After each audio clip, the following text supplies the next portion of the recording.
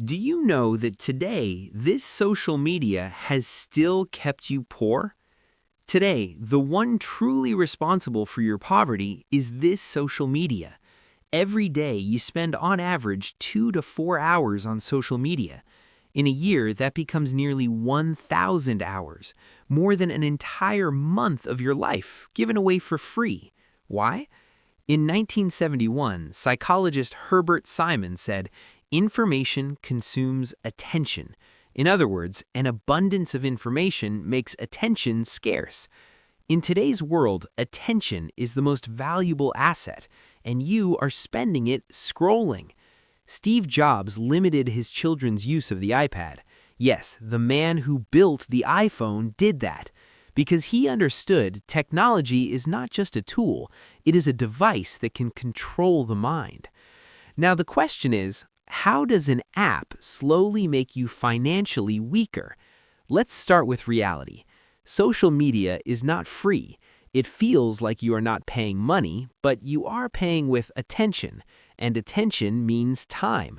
Time means life, and life means earning power. The business model of big tech companies is simple. The more time you stay, the more ads they show you. The more you compare, the more you buy. Here comes the first psychological trap, the dopamine loop. Every time you get a like, see a new notification, or receive a message, your brain releases dopamine. Dopamine is not happiness. Dopamine is anticipation, and anticipation pulls you back to scroll again.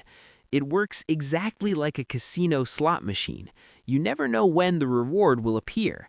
That uncertainty keeps you hooked. Now look at the economic side. Suppose you spend 3 hours a day on social media. 3 hours times 30 days equals 90 hours. 90 hours in a single month. If you used that time to learn a new skill, like video editing, coding, sales, or improving your English, in 6 months you could build a marketable skill. You watch the highlights of other people's lives. Travel, a new car, restaurants, gifts. Your brain whispers, "My life is falling behind." This feeling is called relative deprivation. You're not actually poor, but you begin to feel poor. And then what happens? You increase your spending. A new phone, new clothes, a credit card, because you're trying to fix the feeling. Before the 1929 stock market crash, a strange trend swept across America. People borrowed money to buy stocks because everyone else was buying. Social pressure, social proof.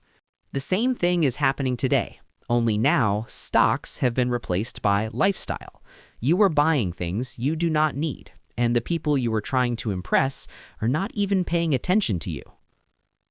Now let's move to the third trap, opportunity cost. When you choose one thing, you give up another. 3 hours of scrolling means 3 hours not investing, 3 hours not studying, 3 hours not exercising. Imagine investing 5,000 taka every month into an index fund. With an average 10% return over 20 years, it could grow to nearly 3.8 million taka. Compound interest makes time work in your favor, but social media makes time work against you. Let's go deeper.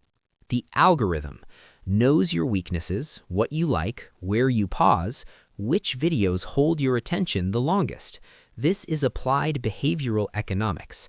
It slowly shapes your decisions. You think you're free, but your feed is carefully curated. An entire generation is growing up unable to hold attention, unable to do deep work. And without deep work, high-income skills cannot be built. In his book, Deep Work, Cal Newport explains that deep focus is essential in high-paying professions.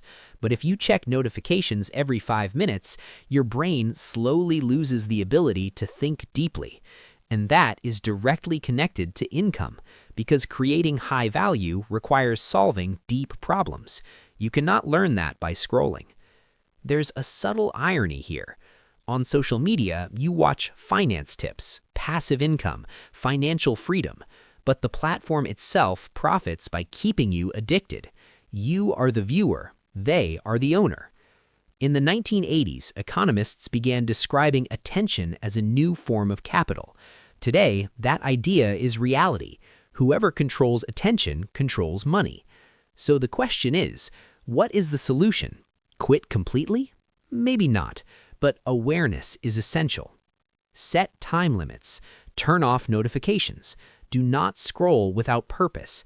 Build at least 1 hour of deep work into your daily routine, because your income is not determined only by your job. It is determined by your attention. Let me leave you with an uncomfortable question. If you keep scrolling the same way for the next 5 years, where will your bank balance be? And if you invested that time into skills, investing, and deep thinking, where could you have been? Steve Jobs limited his children's screen time because he understood technology is powerful, but uncontrolled technology is expensive. So the real question is, are you the owner of your attention, or are you the product being